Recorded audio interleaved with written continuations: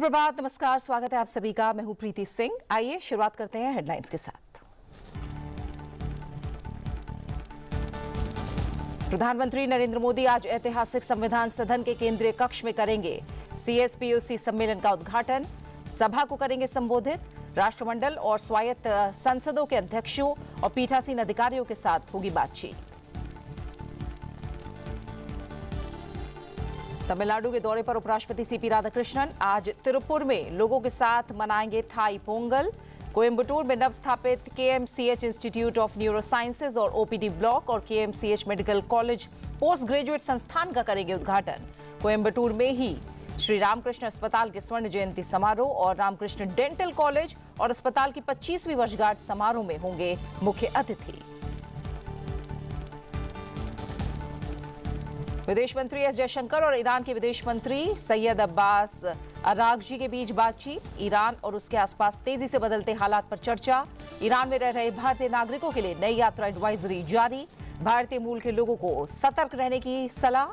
प्रदर्शन और विरोध स्थलों से दूर रहने की अपील। निवास वीजा पर रह रहे भारतीयों को दूतावास में पंजीकरण कराने का निर्देश। भारत ओमान समुद्री संबंधों में ऐतिहासिक अध्याय। हाथ से सिलकर तैयार भारतीय नौसेना का पारंपरिक जहाज INSV कौंडिन्य अपनी साहसिक यात्रा पूरी कर पहुंचा ओमान। मस्कट के पोर्ट सुल्तान काबूस पर पानी की बौछारों के साथ भव्य स्वागत। और सेना दिवस पर आज प्रधानमंत्री नरेंद्र मोदी ने देश के वीर सैनिकों, सम्मानित पूर्व सैनिकों और उनके परिवारों को दी शुभकामनाएं। सेना में सुधारों और आधुनिकीकरण, सशस्त्र बलों और परिवार वालों के कल्याण की प्रतिबद्धता दोहराई। कहा, भारतीय सेना दृढ़ संकल्प, व्यावसायिकता और समर्पण का प्रतीक।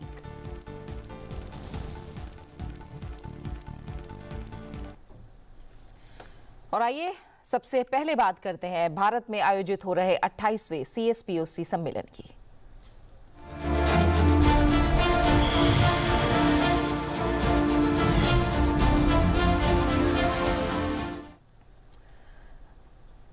भारत राष्ट्रमंडल देशों के अध्यक्षों और पीठासीन अधिकारियों के 28वें सम्मेलन की मेजबानी कर रहा है। इसमें अलग अलग राष्ट्रमंडल देशों और अर्ध स्वायत्त संसदों के 61 लोकसभा अध्यक्ष और पीठासीन अधिकारी हिस्सा ले रहे हैं। सम्मेलन की शुरुआत कल स्थायी समिति CSPOC की बैठक के साथ हुई। ये समिति CSPOC की गतिविधियों की निगरानी करती है। इसमें 15 सदस्य होते हैं। 5 सदस्यों की उपस्थिति से कोरम पूरा होता है। 28वें CSPOC का अध्यक्ष होने के नाते लोकसभा अध्यक्ष ओम बिरला ने दिल्ली के लाल किले के संगीति सम्मेलन कक्ष में स्थायी समिति की बैठक की अध्यक्षता की। स्थायी समिति के सदस्यों और सम्मेलन में आए विभिन्न देशों की संसदों के अध्यक्षों और पीठासीन अधिकारियों के लिए लाल किले का भ्रमण, लाइट एंड साउंड कार्यक्रम और रात्रि भोज की भी व्यवस्था की गई। CSPO के एग्जीक्यूटिव कमेटी, स्टैंडिंग कमेटी के सभी मान्य सदस्यों का स्वागत करते हुए मुझे खुशी हो रही है और आशा है कि दुनिया के सबसे बड़े लोकतंत्र जहां बड़ी विविधता है वहां पर आप आए और इस स्टैंडिंग कमेटी में जो विशेष चर्चा संवाद हम करेंगे, जो सिफारिश करेंगे, आने वाले समय में उसको हम आगे बढ़ाने का काम करेंगे। प्रधानमंत्री नरेंद्र मोदी आज संसद भवन परिसर में संविधान सदन के केंद्रीय हॉल में राष्ट्रमंडल देशों के लोकसभा अध्यक्षों और पीठासीन अधिकारियों के 28वें सम्मेलन का औपचारिक उद्घाटन करेंगे। इस अवसर पर प्रधानमंत्री सभा को संबोधित भी करेंगे। इस सम्मेलन की अध्यक्षता लोकसभा अध्यक्ष ओम बिरला करेंगे और इसमें विश्व के विभिन्न हिस्सों से 42 राष्ट्रमंडल देशों और 4 अर्धस्वायत्त संसदों के 61 लोकसभा अध्यक्ष और पीठासीन अधिकारी भाग ले रहे हैं। ये सम्मेलन समकालीन संसदीय मुद्दों की एक विस्तृत श्रृंखला पर विचार विमर्श करेगा।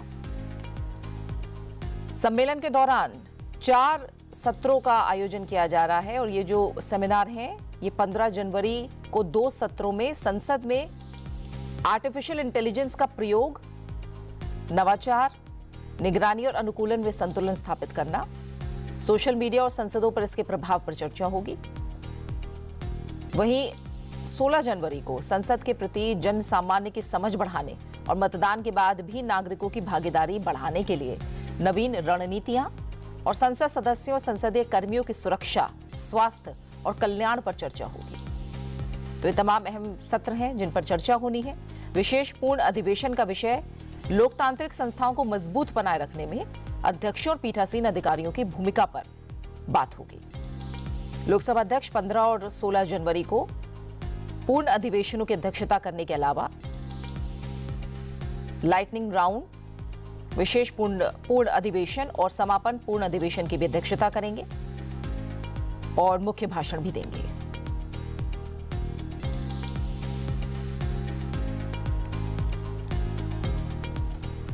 अट्ठाईसवें CSPOC सम्मेलन में शामिल होने आए कई देशों के स्पीकर्स ने लोकसभा अध्यक्ष ओम बिरला से मुलाकात की। लोकसभा अध्यक्ष ओम बिरला ने केन्या के नेशनल असेंबली के स्पीकर मोसेस मसिका वेंटिगुला का संसद भवन परिसर में स्वागत किया। द्विपक्षीय संवाद के दौरान भारत और केन्या के ऐतिहासिक, सौहार्दपूर्ण और बहुआयामी संबंधों को और सुदृढ़ करने की साझा प्रतिबद्धता जताई। संयुक्त राष्ट्र और अन्य बहुपक्षीय मंचों पर सहयोग, ग्लोबल साउथ की सामूहिक आवाज को सशक्त करने और विकासशील देशों की प्राथमिकताओं के समर्थन पर व्यापक चर्चा हुई। लोकसभा अध्यक्ष ने भारत की सामाजिक आर्थिक प्रगति का जिक्र करते हुए समावेशी विकास, जन कल्याणकारी योजनाओं और डायरेक्ट बेनिफिट ट्रांसफर के माध्यम से नागरिक सशक्तिकरण के अनुभव भी साझा किए। डेवलपमेंट ओरिएंटेड पार्टनरशिप के तहत क्षमता निर्माण, शिक्षा और अवसंरचना के क्षेत्रों में भारत केन्या सहयोग को द्विपक्षीय संबंधों का महत्वपूर्ण आधार बताया गया। संसदीय सहयोग को द्विपक्षीय संबंधों को नई गहराई देने वाला माध्यम बताते हुए संसदीय शिष्टमंडलों के नियमित आदान प्रदान पर सहमति बनी।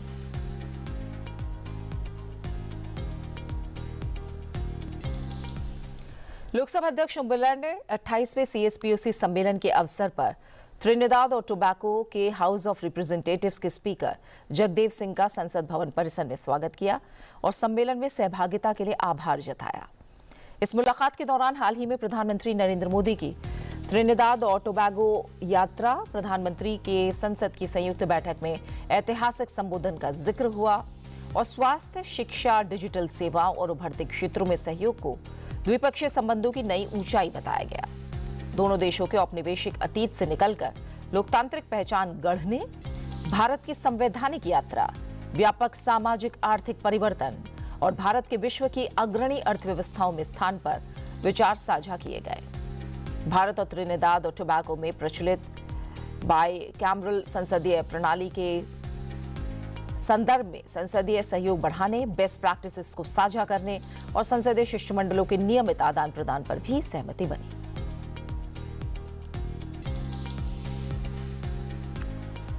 इसके अलावा लोकसभा अध्यक्ष ओम बिरला ने CSPOC सम्मेलन में शामिल होने आए मालदीव के पीपल्स मजलिस के स्पीकर अब्दुल रहीम अब्दुल्ला से भी मुलाकात की और सम्मेलन में आने के लिए उनका आभार जताया। द्विपक्षीय बैठक में भारत मालदीव के लोकतंत्र, आपसी सम्मान और जन कल्याण पर आधारित घनिष्ठ संबंधों, शीर्ष नेतृत्व के नियमित संवाद, रक्षा, सुरक्षा, अवसंरचना और सामुदायिक विकास में सहयोग की समीक्षा की गई। संसदीय सहयोग को द्विपक्षीय संबंधों का महत्वपूर्ण आधार बताते हुए अंतर संसदीय मंचों पर सुशासन, इनोवेशन और विधायी अनुभव साझा करने पर सहमति बनी।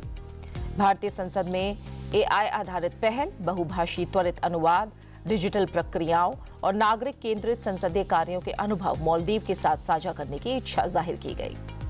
लोकसभा अध्यक्ष ने सशक्त लोकतंत्र के लिए सक्षम विधायिकाओं की आवश्यकता पर जोर दिया। प्राइड संस्था के माध्यम से मालदीव के सांसदों और संसदीय अधिकारियों के प्रशिक्षण और क्षमता निर्माण में सहयोग बढ़ाने का प्रस्ताव भी रखा।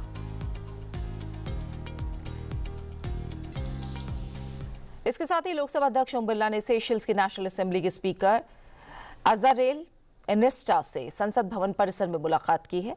लोकसभा अध्यक्ष ने सेशल्स की संसद में संसदीय मर्यादाओं, संवाद की संस्कृति और लोकतांत्रिक संस्थाओं को सुदृढ़ करने में स्पीकर एनेस्टा के नेतृत्व की सराहना की। द्विपक्षीय संवाद में भारत सेशल के ऐतिहासिक, मैत्रीपूर्ण और साझा मूल्यों पर आधारित संबंधों, हिंद महासागर क्षेत्र में सहयोग और ग्लोबल साउथ के देशों के रूप में संवाद, बहुपक्षवाद और साझेदारी पर सहमति व्यक्त की गई। भारत के सुशासन, समावेशी और नागरिक केंद्रित विकास, डिजिटल तकनीक, प्रत्यक्ष लाभ अंतरण यानी direct benefit transfer, digital payment और ईज ऑफ लिविंग में सुधार के अनुभव भी साझा किए गए।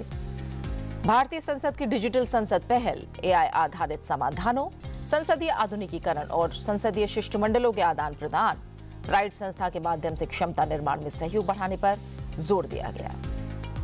पीपल टू पीपल कनेक्ट के अंतर्गत संस्कृति, योग, शिक्षा और प्रशिक्षण कार्यक्रमों की भूमिका को रेखांकित करते हुए संवाद से भारत सेशेल्स संसदीय और द्विपक्षीय सहयोग को नई गति मिलने की इच्छा जाहिर की गई।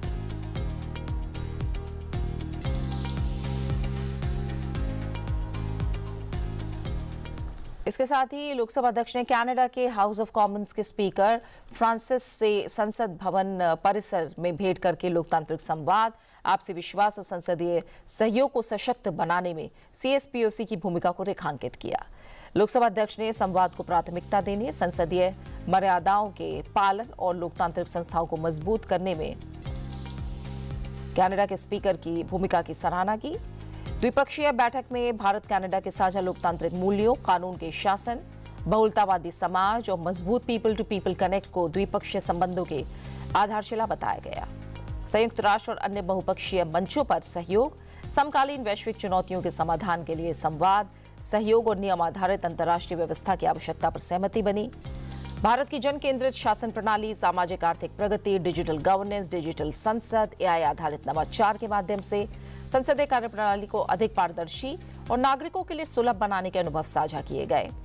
संसदीय शिष्टमंडलों के आदान प्रदान, शिक्षा, नवाचार, टेक्नोलॉजी और एनर्जी क्षेत्रों में सहयोग की संभावनाओं और कनाडा में बसे इंडो कैनेडियन समुदाय की भूमिका को रेखांकित किया गया और ये विश्वास व्यक्त किया गया कि ये संवाद भारत कनाडा संसदीय और द्विपक्षीय संबंधों को गति देगा।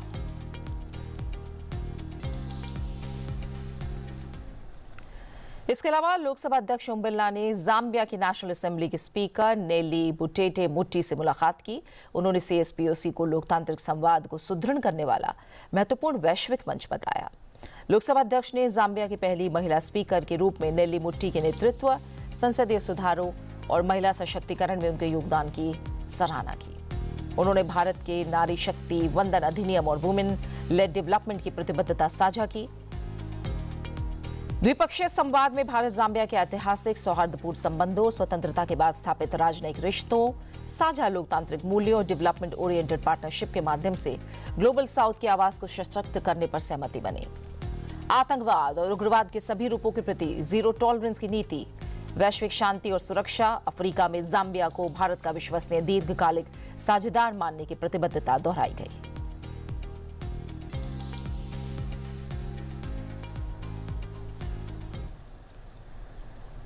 लोकसभा अध्यक्ष ओम बिरला ने श्रीलंका की संसद के स्पीकर डॉक्टर जगत विक्रमरत्ने से मुलाकात की। इस दौरान लोकतांत्रिक संवाद को सशक्त बनाने में सम्मेलन की भूमिका को रेखांकित किया गया।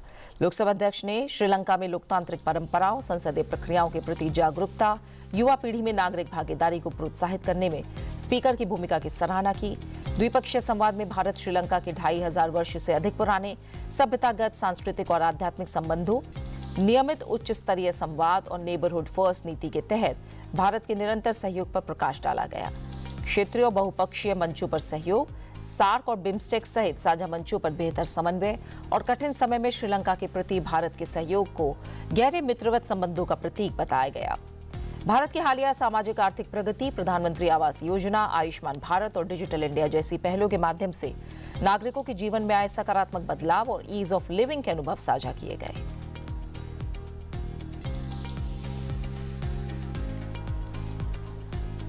राष्ट्रपति द्रौपदी मुर्मू आज से पंजाब और राजस्थान के 2 दिवसीय दौरे पर रहेंगी। इस दौरान राष्ट्रपति कई कार्यक्रमों में शिरकत करेंगी।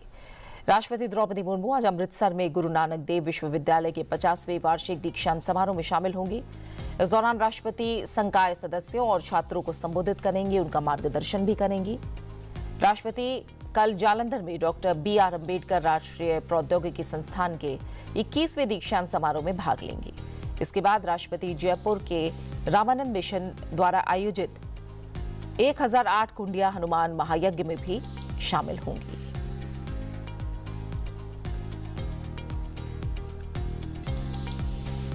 उपराष्ट्रपति सीपी राधाकृष्णन 2 दिन के तमिलनाडु के दौरे पर हैं। इस दौरान वो कई कार्यक्रमों में शिरकत करेंगे। तमिलनाडु यात्रा के दौरान उपराष्ट्रपति आज तिरुपुर में लोगों के साथ थाई पोंगल मनाएंगे। बाद में वो कोयम्बटूर में नवस्थापित KMCH institute of neuro sciences और OPD ब्लॉक और KMCH medical college post graduate संस्थान का उद्घाटन करेंगे। उपराष्ट्रपति कोयम्बटूर के कुडिसिया हॉल में श्री रामकृष्ण अस्पताल के स्वर्ण जयंती समारोह और रामकृष्ण डेंटल कॉलेज और अस्पताल की 25वीं वर्षगांठ समारोह में मुख्य अतिथि के रूप में शामिल होंगे। कार्यक्रम की अध्यक्षता भी करेंगे।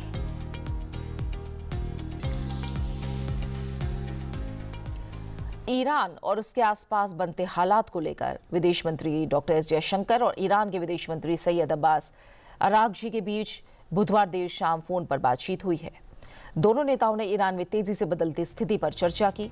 इस बातचीत की जानकारी साझा करते हुए विदेश मंत्री एस जयशंकर ने सोशल मीडिया प्लेटफॉर्म एक्स पर लिखा है, ईरान के विदेश मंत्री सैयद अब्बास अरागची का फोन आया। हमने ईरान और उसके आसपास की उभरती स्थिति पर चर्चा की। इस बीच भारत सरकार ने ईरान में हालिया घटनाक्रम को देखते हुए वहां रह रहे भारतीयों के लिए एडवाइजरी जारी की है। साथ ही भारतीय दूतावास ने मदद के लिए इमरजेंसी हेल्पलाइन नंबर भी जारी किया। एडवाइजरी में कहा गया, ईरान में जारी हालात को देखते हुए भारतीय नागरिकों को अगली सूचना तक इस्लामिक रिपब्लिक ऑफ ईरान की यात्रा से सख्ती से बचने की सलाह दी जाती है। इससे पहले 5 जनवरी को जारी परामर्श में भी मंत्रालय ने अपने नागरिकों से ईरान की गैर जरूरी यात्रा से बचने का आग्रह किया था। इसमें ईरान में रह रहे भारतीय नागरिकों और भारतीय मूल के व्यक्तियों से भी सावधानी बरतने और विरोध प्रदर्शन वाले क्षेत्रों में जाने से बचने की सलाह दी गई थी। मंत्रालय ने ईरान में निवास वीजा पर रह रहे भारतीयों को भारतीय दूतावास में पंजीकरण कराने को कहा है। तेहरान स्थित भारतीय दूतावास ने आपातकालीन हेल्पलाइन नंबर जारी किए हैं। ये नंबर है 989128109115, साथ ही 989128109109। इसके अलावा तमाम जो और नंबर हैं उसमें 989128109102, 989932179359। ये 4 नंबर जारी किए गए हैं। दूतावास से ईमेल के माध्यम से भी संपर्क किया जा सकता है। ईमेल है cons यानी CONS cons.tehran@mea.gov.in। ईरान में रहने वाले सभी भारतीयों से अपील है कि जिन्होंने भारतीय दूतावास में रजिस्टर नहीं किया है वो भी रजिस्टर करें और ये जो लिंक है वो दूतावास की वेबसाइट पर उपलब्ध है।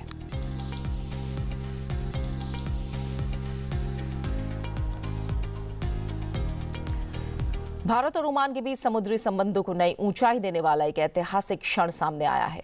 हाथ से सिलकर तैयार किया गया भारतीय नौसेना का पारंपरिक जहाज INSV कॉन्डिन ने अपनी साहसिक और ऐतिहासिक समुद्री यात्रा पूरी करके बुधवार को ओमान के मस्कट पहुंचा। INSV कॉन्डिन ने 29 दिसंबर 2025 को गुजरात के पोरबंदर से अपनी यात्रा की शुरुआत की थी। इस अभियान की कमान कमांडर विकास शोरान के हाथों में थी, जबकि कमांडर वाई हेमंत कुमार, जो इस परियोजना की परिकल्पना से ही इससे जुड़ रहे हैं, अभियान के प्रभारी अधिकारी के रूप में तैनात थे। कुल 4 अधिकारी और 13 नौसैनिक इसमें शामिल थे। करीब 1400 किलोमीटर की समुद्री दूरी तय करते हुए ये पारंपरिक नौका 17 दिनों में मस्कट पहुंची।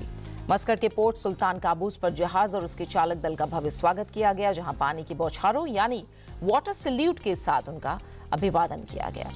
इस अवसर पर केंद्रीय बंदरगाह जहाजरानी और जलमार्ग मंत्री सर्बानंद सोनोवाल, मस्कट स्थित भारतीय दूतावास के वरिष्ठ अधिकारी, ओमान के विरासत और पर्यटन मंत्रालय के प्रतिनिधि और रॉयल ओमान नेवी के अधिकारी उपस्थित थे।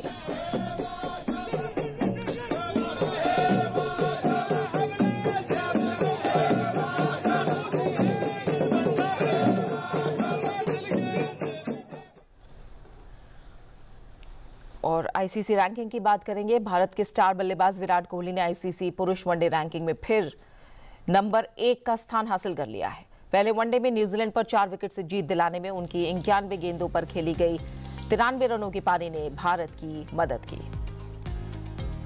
विराट कोहली अंतर्राष्ट्रीय क्रिकेट में सबसे ज्यादा रन बनाने के मामले में सचिन तेंदुलकर के रिकॉर्ड के करीब पहुंच रहे हैं। 37 वर्षीय कोहली ऑस्ट्रेलिया सीरीज के बाद से शानदार फॉर्म में है। जुलाई 2021 के बाद वो पहली बार नंबर 1 पोजीशन पर लौटे हैं। अब तक वो कुल 825 दिनों तक शीर्ष बल्लेबाज रह चुके हैं, जो किसी भी भारतीय बल्लेबाज का सबसे अधिक दिनों तक इस पद पर टिके रहना है। गेंदबाजों में भारत के मोहम्मद सिराज 5 पायदान ऊपर चढ़कर 15वें स्थान पर पहुंचे हैं। बांग्लादेश के मेहदी हसन मिराज के साथ ये स्थान साझा कर रहे हैं।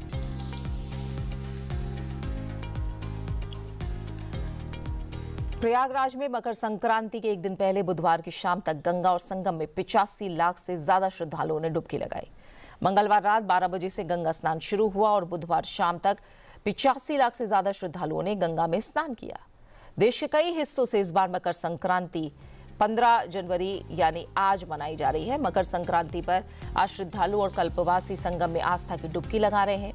मेला प्रशासन ने 2 से 2.5 करोड़ श्रद्धालुओं के स्नान करने का अनुमान जताया है। इसके लिए 24 स्नान घाटों पर इंतजाम किया गया है। इसके अलावा हाईटेक रिस्पांस प्लान लागू करके आधुनिक ट्रैफिक कंट्रोल रूम स्थापित किया गया है। नदी की धारा में परिवर्तन के कारण घाटों में आंशिक संशोधन भी किया गया है।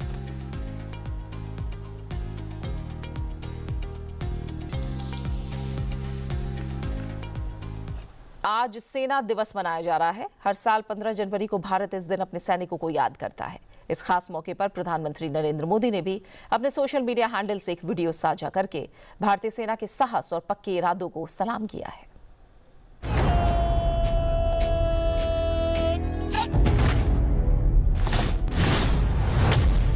मातृभूमि की सेवा का ये अवसर बड़े सौभाग्य से मिलता है। ये सेवा आसान नहीं है। ये मातृभूमि को सर्वस्व मानने वाले मत वालों की साधना है। ये मां भारती के लाडलों लाडलियों उनका तप है, उनकी तपस्या है। कहीं ये साधना हमारे जवानों को उस हद तक तपाती है जहां हमारा देश का सैनिक फौलाद बनकर चमकता है। एक ऐसा फौलाद जिसे देखकर दुश्मन की रूह दहल उठती है।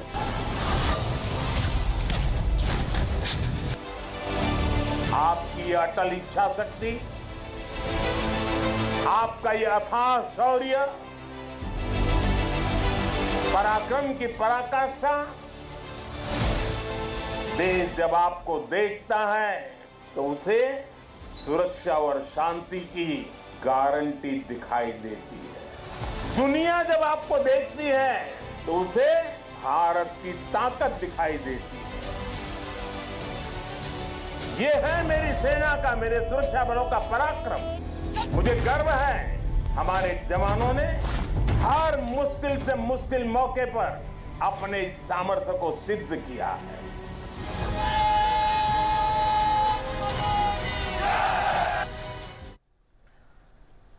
प्रधानमंत्री नरेंद्र मोदी ने मंगलवार को केंद्रीय मंत्री डॉक्टर एल मुरुगन के आवास पर पोंगल मनाया। जाते जाते आपको छोड़ जाते हैं इसी से जुड़ी कुछ खास तस्वीरों के साथ। आप बने रहिए सनसद टीवी के साथ और मुझे दीजिए इजाजत। नमस्कार।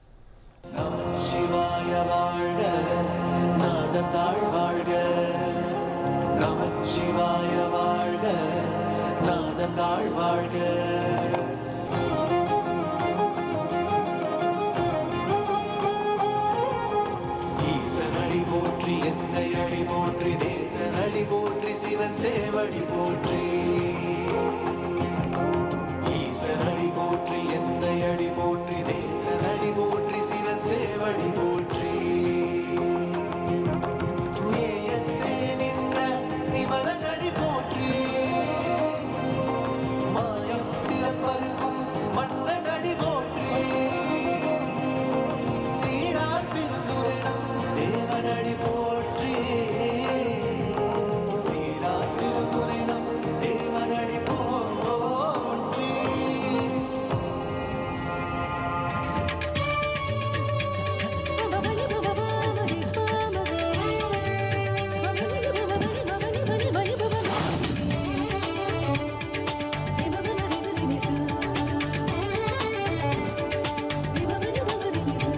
सजम सजम तनदान धीरना सजम सजम तनदान धीरना तनदान सजम तनदान धीरना सजम सजम तनदान धीरना तकिटतोम तकिटतोम तगदिनि तोम तो